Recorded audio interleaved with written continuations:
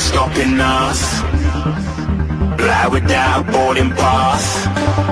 Couldn't catch me, I'll be moving fast. Call me a shooting star. Let 'em know who you are. Flying up in a bar. Wish on a star. Time to show 'em who's in charge. Call me a shooting star.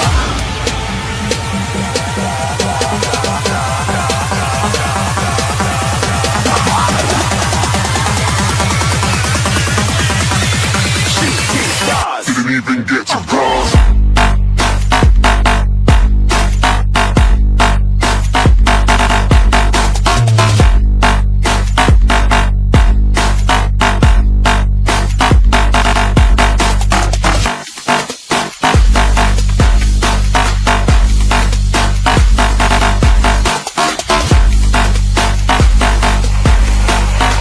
I said I'm moving too far.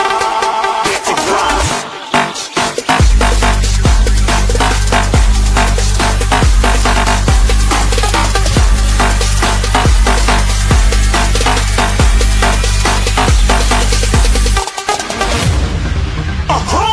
Looking at a shooting star. Got more than a couple of people going mad, I swear they're rooting hard. Tell them I be big in the game like she went and got them breast implants. I said I'm moving too fast, didn't even get to glance. I'm ready to eat up track like I'm seated in a restaurant.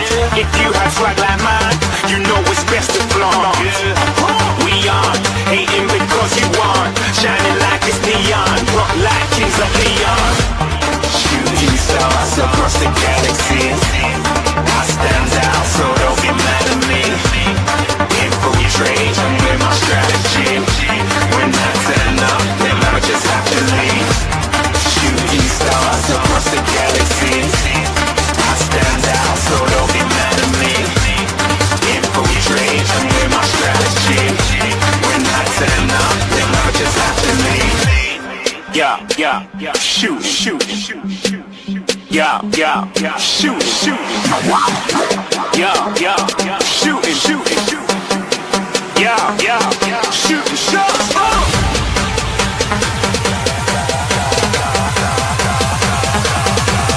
Shooting stars, shooting stars, shooting stars, shooting stars. Didn't even get to cross.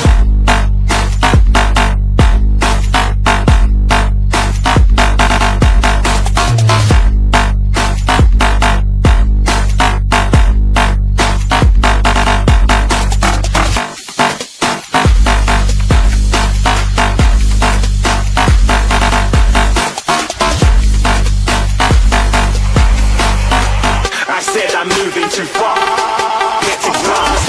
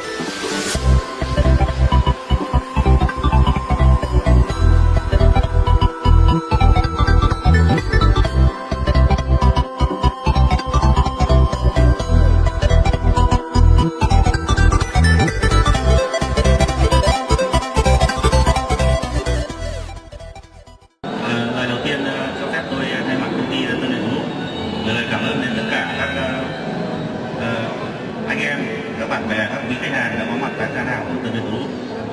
Như thường lệ hàng năm thì TÂN VIệT GROUP tham gia các hội chợ về lĩnh vực âm thanh ánh sáng có quy mô lớn. Năm ngoái chúng ta đã tham gia tại Hồ Chí Minh và thành công rất rực rỡ. Năm nay tại Hà Nội, tại khu văn hóa Viba tại 91 Trần Hưng Đạo, chúng tôi có tổ chức cái buổi ra mắt các sản phẩm. Ngoài cái việc ra mắt sản phẩm, những cái sản phẩm về chủ yếu ở trong hội chợ chúng ta sẽ là những sản phẩm biểu diễn ngoài trời outside. Về hệ thống array thì có những cái tính năng rất hết sức nổi bật, khác biệt so với dòng sản phẩm khác là chúng ta sẽ tiết kiệm toàn bộ những cái chi phí vận hành, tiết kiệm những cái phụ kiện không cần thiết và rất gọn nhẹ. Ngoài ra chúng ta sẽ mang thêm đến hội chợ này là cái giải pháp ánh sáng cùng với hệ thống âm thanh, là một trong đơn vị tiên phong ở Việt Nam đưa cái giải pháp ánh sáng cùng với âm thanh đi kèm với nhau và luôn luôn đồng hành với nhau. Thì đây là một cái điều cực kỳ khó. Ngoài cái mục tiêu giới thiệu sản phẩm ra thì đây cũng là một cái buổi mà chúng tôi đề cao cái tinh thần tập thể, tính đoàn kết của anh em, toàn bộ anh em CAF trên cả nước, đặc biệt là anh em miền Bắc. Chúc cho buổi lễ thành công tốt đẹp, chúc cho tất cả anh em trong gia đình CAF, tất cả các anh em bạn hàng chúng ta có cái năm mới, năm 2018 thành công rực rỡ.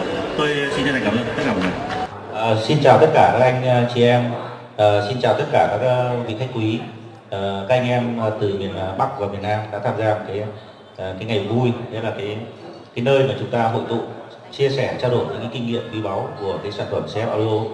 Thì hôm nay cũng vừa tròn một ngày, để một ngày mà kết thúc có ý nghĩa thì buổi tối hôm nay sẽ là một địa điểm, là một nơi mà chúng ta chia sẻ và chúng ta đọc lại rất nhiều những cái tình cảm bao nhiêu ngày qua. Để có một ngày hôm nay chúng tôi phải vất vả chuẩn bị đến một tháng trời, từ vấn đề về hàng hóa, tất cả mọi thứ. Để trong bữa cơm ngày hôm nay chúng ta tăng cường cái tình đoàn kết hữu nghị, tăng cường cái tình đoàn kết tất cả các tỉnh thành. Tôi hy vọng rằng là một cái thông điệp gửi đến mọi người là mọi người tự tin, mọi người vững bước, cùng cái sản phẩm CAF, cùng với TÂN VIệT GROUP chúng ta đồng hành trong thời gian tới. Tất cả các tỉnh thành nào, nơi nào diễn ra những cái triển lãm, những hội chợ thì công ty luôn đứng phía đằng sau để mọi người làm giống như TÂN VIệT đã từng làm trên mọi tỉnh thành ở đất nước Việt Nam. Tôi xin chân thành cảm ơn, chúc mọi người bữa tối vui vẻ, cơm ngon miệng.